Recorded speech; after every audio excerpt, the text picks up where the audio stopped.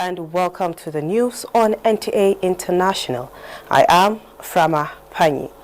We're live streaming on Vision TV 247 and other social media platforms on your screen. And now, the headlines. G20 Berlin African Summit gets underway with President Tinubu seizing the opportunity to woo investors. Federal government reaffirms its commitment to boost food production as Food Security Summit kicks off in London. ECOWAS adopts manual of standard operating procedures for sub-regional maritime centers.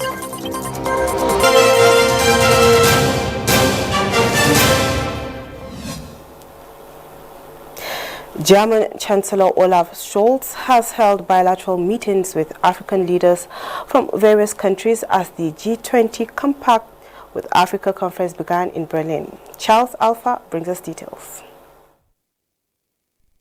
Olaf Scholz welcomed Prime Minister of the Federal Democratic Republic of Ethiopia, Abiy Ahmed Ali, President of the Republic of Cote d'Ivoire, Alassane Ouattara, Prime Minister of Morocco, Aziz Akanouch, and President of the Republic of Zambia, Hakainde Hichilema, as the politicians arrived at the Chancellery.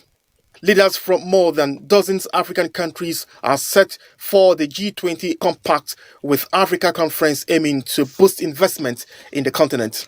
Reports say 13 African countries have so far joined the initiative, including Nigeria, Benin, Burkina Faso, Ivory Coast, the Democratic Republic of Congo, Egypt, and Ethiopia. Others are Ghana, Guinea, Morocco, Rwanda, Senegal, Togo, Tunisia, South Africa, as well as Angola, Zambia, and Kenya. Media reports also said European Commission President Ursula von der Leyen and Dutch Prime Minister Mark Rutte will be among those attending the event.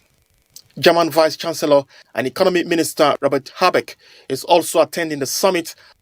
President Tinubu told the audience at the G20 Investment Summit and the Compact with Africa conference in Berlin, Germany, that his country is open for business as conducive environments will be provided. Charles Alpha, NTA News. Meanwhile, President Bola Tinubu has continued to market the potentials in Nigeria as he proudly told international investors that beyond Nigeria's natural resources, the people of Nigeria who are highly educated, highly skilled, and naturally industrious are the primary asset and advantage the country wields over other nations in the global race for new investments.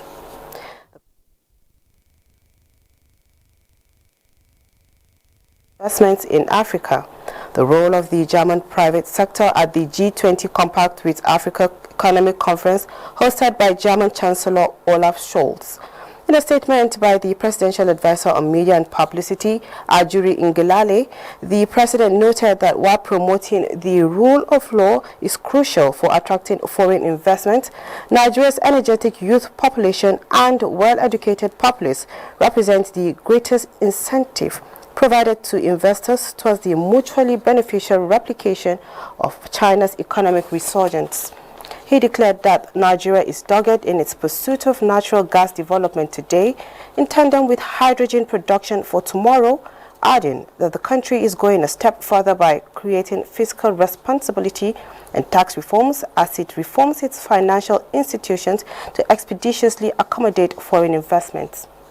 The President acknowledged that Africa has moved beyond the false past notions of business disincentivization and poor adherence to the rule of law, as the continent now fully recognizes the nexus between the inflow of investor money and the sanctity of contracts. President Tinubu apprised the summit of the country's intentional move towards developing labor-intensive sectors of the Nigerian economy for massive job creation, as well as a new emphasis on technological progress and new opportunities in Nigeria's rapidly expanding information and communications technology space. The President assured potential investors that Nigeria has moved beyond restrictive policies, and today, capital can be moved in and out of the country freely, providing flexibility for investors.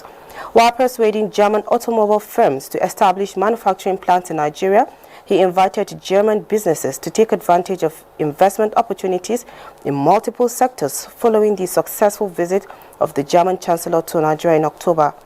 President Bola Tinubu is to host notable German business chief executive at a Nigerian-Germany business roundtable in Berlin on Tuesday. And in Sierra Leone, Nigeria's First Lady Oluremi Tinubu has renewed her call to Nigerians to trust in President Bola Tinubu's vision for economic recovery of the country. She made the call while addressing the Nigerian community at a dinner in Sierra Leone. State House correspondent Adeni Taiwo reports. The dinner was organized by the Nigeria in Diaspora organization NIDO in Sierra Leone to show their love and interact with the First Lady Oluremi Tinubu before her departure after participating in the first-year commemoration of UN World Day for the Prevention of and Healing from Sexual Exploitation of Girls. It was also an opportunity for the First Lady to thank them for being good ambassadors of Nigeria whose conduct and legitimate businesses have supported their country of residence. Back home, she says, their president is working hard to put Nigeria on the path of sound economic recovery with bold reforms. This calls for understanding and compassion among Nigerians. Nigeria is like a fresh baby now, and we all have to build together. So, and that's what it is. But the story is we can also help our neighbors. Like now, I know you need this. Not that I have any money, but my heart is in it. Did you get what I'm saying? And that is how we help each other. And when she was done, the ovation was very loud. Hailing the First Lady's outing at the first-year commemoration, Nigerian High Commissioner to Sierra Leone, Henry Omaku, says her visit has further strengthened the bond between Nigeria and Sierra Leone. You've given joy and hope to the younger generation of Sierra Leone. You've given hope to African women and African girls. President of NIDO in Sierra Leone, Abiodun Oyebola, notes that Nigerians living in the country are abreast of development at home and pledged their support to the renewed hope agenda of the federal government. We have decided in Sierra Leone not to look down in despair. We will look up to God Almighty and to our President, His Excellency, Asiwaju Bola Ahmed Tinubu, for hope, for peace, and for progress. Earlier, the First Lady had joined our host, the First Lady of Sierra Leone, Fatima Bio, to inspect project work at 34 Military Hospital, Freetown, still under construction. The First Lady has since departed for Nigeria. From Freetown in Sierra Leone, Adeni Taiwo, NTA News. After an unprecedented win, supporters of Argentina's Javier Milei gathered to celebrate just as some world leaders congratulate the new president-elect on his election victory. Over to Charles Alpha for details. In his address after winning 55% of the vote against his Peronist opponent, Economic Minister Sergio Massa, the right-wing libertarian, said Argentina is going to be powerful again, urging the people to have faith, regain faith in themselves, because they can do it. He also expressed commitment to liberty and justice, saying today ends the vision that the perpetrators are the victims and the victims are the perpetrators. The president-elect said, and I quote, "Today, we return to the path that made this country great. Today, we once again embrace the idea of freedom, the ideas of Juan Bautista Alberdi," end of quote. Former President Mauricio Macri and former Minister of Security Patricia Bullrich were both in attendance in a show of support for Milei. The pair were also thanked by the president-elect in his victory speech, saying that in an act of greatness like has never been seen in the history of Argentina, they put their all into defending the change that Argentina needs.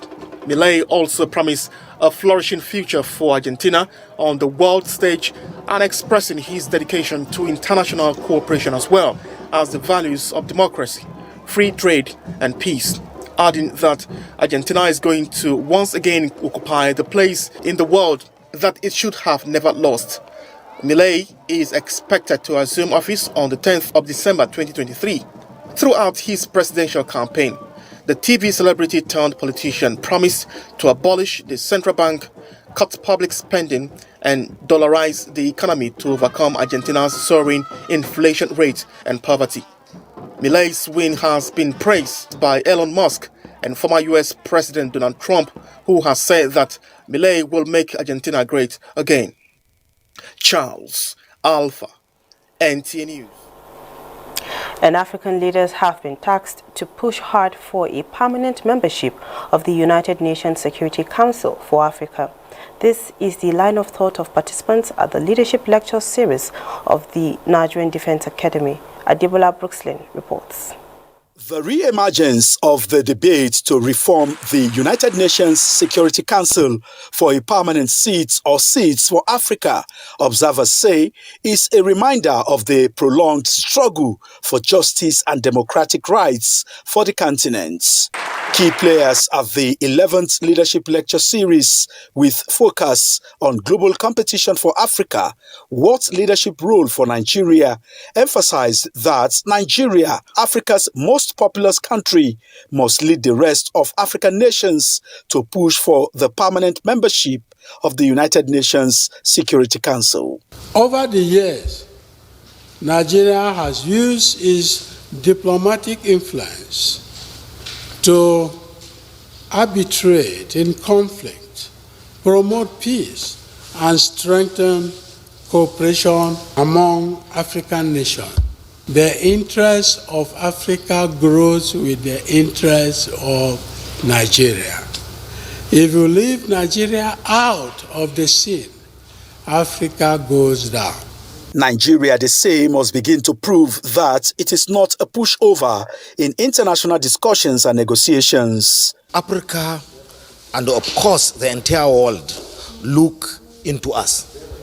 Therefore, we need this kind of engagement to enrich ourselves, to discuss what will be good for us and, of course, our children. If we're a big brother of Nigeria, of Africa, then we should play politics in such a way that the benefits will accrue to not just Nigeria, but Africa as a whole. We should start from wherever we are, in our various offices, in our various places, whatever we are doing, the leadership should start from there. Nigeria, Egypt, and South Africa are the leading African candidates for the continental representation. Adebola Brookslyn, NTA News. A global food security summit has kicked off in the British capital on Monday with foods on deepening global food security crisis. Charles Alpha reports that the event, co-hosted by the UK, the UAE and the Somalia, also discusses ways to boost efforts to achieve zero hunger and end malnutrition.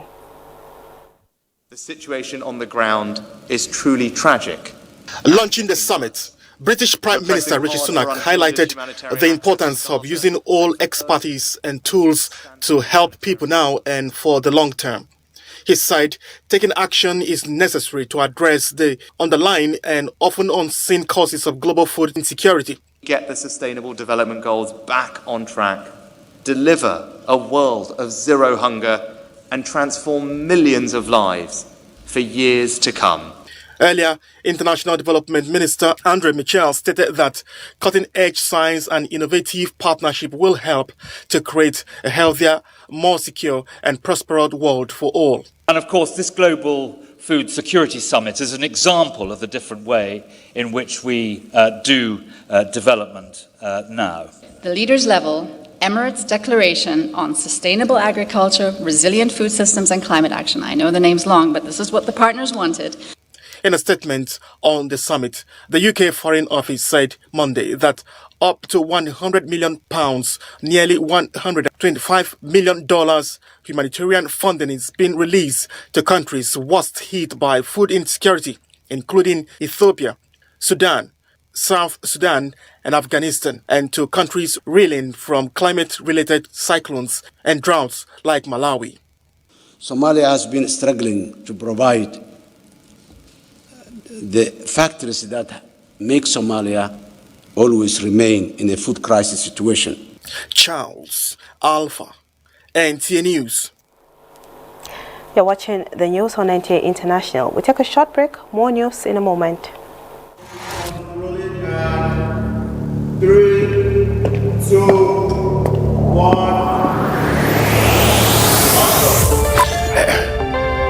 Hi. Hello. Can you see me? It's got my name on the cup. Hi, Africa Magic. I would like to say Happy birthday. Congratulations to Africa Magic. 20 is a lot. I was shocked that it's only 20 years of telling stories of passion. Thank you for inclusion. Thank you for training me and raising me. Thanks for nurturing stars. Today, if we are loved and celebrated around the world, Africa Magic has played a key role in that. Happy birthday, Africa Magic. To the best of them all, we love you. Congratulations from Bright Easy Guru, Badman Ball, Green Baby Hustler, Allah, Jimmy the Long Gone. Champagne.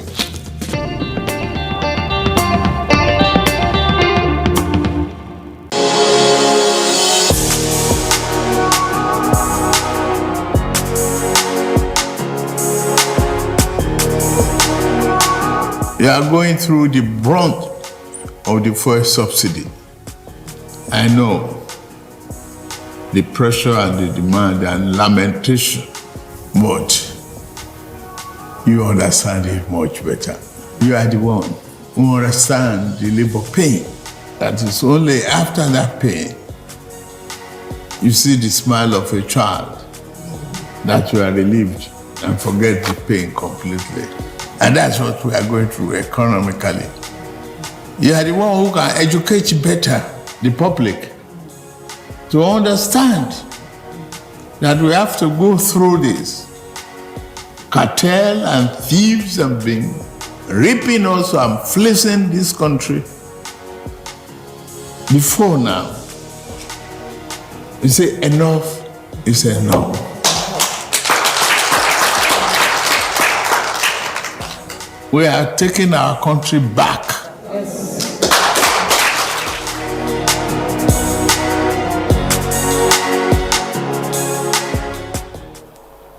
Thanks for staying with us. Still talking agriculture now. The 2023-2024 dry season farming activities commence with the federal government making a commitment to ensure farmers have access to heavy-duty farming equipment. This came to fore at his signing of the Memorandum of Understanding between the Federal Ministry of Agriculture and a tractor manufacturing company in Abuja. Musa Aliyu reports. The present administration pledged to go into massive production of wheat with a view to cutting down the importation of the produce. The plan is also to cultivate 70,000 hectares of wheat during the 2023-2024 dry season farming with expected output of 875,000 tons. I've been there in the areas, and in fact some have even started planting, but the official flag off, which is just symbolic celebration, will be this coming Saturday. In the area of mechanization, the ministry signed MOU with foreign tractor manufacturing company. Under the agreement, the company will manufacture tractors and implement in Nigeria and make them available to farmers at subsidized price. And we won't just sign and leave John there on this. We are going to have a technical group to continue to interface with them. As part of the agreement is to identify the most effective financing solutions that can be made available for customers to purchase these tractors. Initially, it was a payback period of like 4 years. We felt it was too short for the farmers. Let it be a bit longer, 5 to 6 years. It is estimated that 20,000 tractors will be produced annually, hoping to close agric mechanization gap in the country. Musa Baba Aliyu, NTA News. The federal government has urged member states of the Intergovernmental Action Group against money laundering in West Africa, GIABA, to renew their commitment towards the protection of their financial systems by leveraging on technology. Judiciary correspondent Chukunonso Nwabweze reports that the Attorney General of the Federation and Minister of Justice, Lateef Fagbemi, SAN, gave the charge at the opening of GIABA's 2023 West Africa Compliance Summit in Abuja. Emerging technologies no doubt hold a great promise for improved anti-money laundering and combating terrorism financing drive globally. And it is in a bid to maximize the potentials of technologies that these compliance officers within GIABA member states and Comoros are in Nigeria to ponder on the challenges as well as opportunities inherent in the advancement and implementation of money laundering preventive measures in the region. Chairman of GIABA Ministerial Committee and Nigeria's Attorney General and Minister of Justice Lateef Fagbemi SAN calls for a more proactive and robust action in the fight against illicit financial flow within member states. As authorities of our countries, we should use these as the foundation to deepen our own domestic assessments, and I am pleased to report that in Nigeria, there is at the heart of our national AML, CFT, CPF strategy. This summit provides an opportunity for us to explore the opportunities that new technology can offer to improve AML-CFT issues in our region.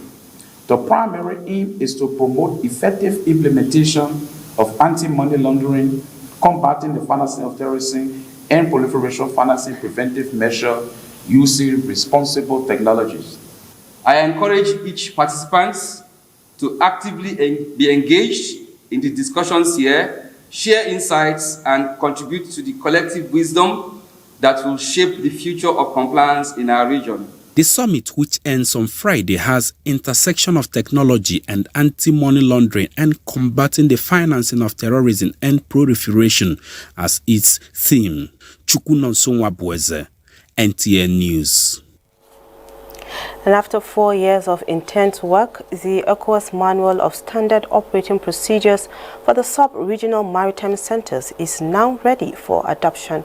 The document seeks to put all maritime security protocols in the sub-region under one administrative process. Kelvin Ibunaye reports. The West African Integrated Maritime Strategy was initiated in 2015. With the support from the European Union, the SWAMPS project was developed, and since 2019, a series of engagements have taken place in Abuja and Abidjan, leading to the development of a Standard Operating Procedures Manual. The manual being validated at this meeting harmonizes all maritime regulations in the sub-region and coordinated by the ECOWAS Political Affairs, Peace and Security Department.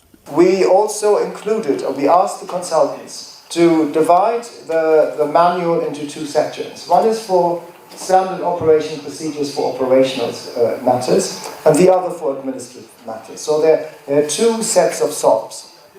In the path that has been determined by our principals, by our head of states, it's time to formalize in a very professional way the way we are operating in terms of administration and also in terms of operation, as far as we are talking about activities of our center in order to make our region, our maritime domain, more safe. With the adoption of the document, maritime security administration in the sub-region is expected to be seamless and more effective.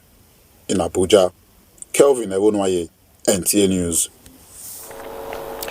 The Court of Appeal Abuja Division has dismissed the appeal of the governorship candidate of the People's Democratic Party, Titus Uba, challenging the election of Hyacinth Alia of the APC as governor of Benue State. The three-man panel of justices in a unanimous verdict resolved all the three issues formulated in the appeal for determination. The appellant, Justice Onyekachi Aja Otisi, who delivered the lead judgment, dismissed the allegations of non-qualifications made by the appellants against the Deputy Governor, Samuel Ode. Now, between January and September 2023, the Federal Road Safety Corps achieved 22% reduction in road traffic crashes, 21.3% reduction in injuries, and 23.1% reduction in number of people killed. Corps Marshal Federal Road Safety Corps DOW said this at the commemoration of 2023 World Day of Remembrance of Road road traffic crash victims, while emphasizing that the federal government's huge investment in road infrastructure and the Corps' huge visibility on highways played a major role. Oyeyemi Ajayi has details. Road traffic crash deaths have continued to be a source of concern to many, though experts say the fight against it remains unrelenting.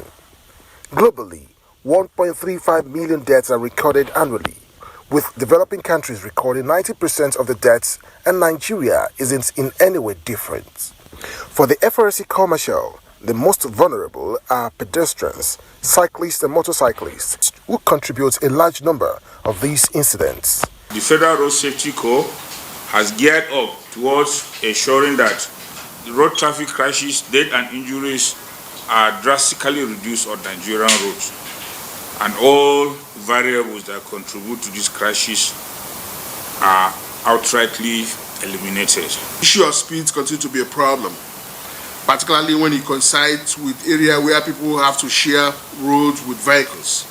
Commemorating the 2023 World Day of Remembrance of Road Traffic Crash Victims, experts charged everyone to contribute their own quota to ensure road safety and imbibe safety ethics on roads, noting that 20 million people have directly or indirectly been affected by road traffic crashes. Accidents occur both in the day and night time as a result of potholes, drivers trying to skew or to maneuver. Every life that is lost in road crash are actually breadwinner. They are men and women that can contribute to the community and the development of the country. So losing such people is losing our assets.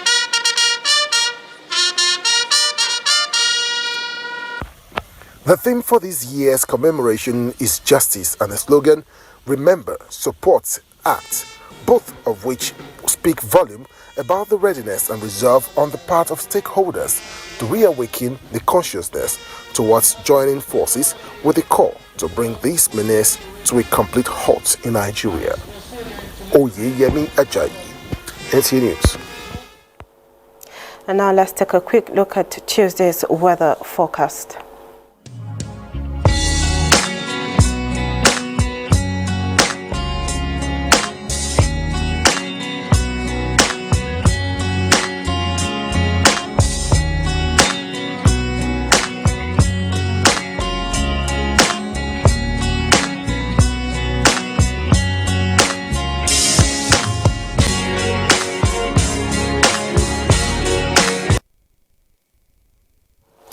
And that's the news. Thanks for watching. I am Frama Panyi.